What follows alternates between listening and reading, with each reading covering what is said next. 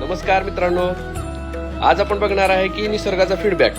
निसर्गाचा फीडबॅक काय असू शकतो. आता फीडबॅक म्हणजे काय, हा सगळ्यात महत्वाचा भाग आपण समजून घेतला पाहिजे. तर काही लोक बघा, काही वेळेला असा आपल्यावर प्रसंग येतो की काही जण विनाकारण आपल्यावर चिडतात. त्याच्यानंतर काही वेळेला आपल्याला असा त्रास होतो की काही जण शिव्या देतात, शाप देतात, त्याचबरोबर तुम्हाला काही घालून पाडून बोलतात. तर कधी कधी तुमच्या प्रगतीमध्ये सुद्धा अडथळे आणण्याचा प्रयत्न करत असतात.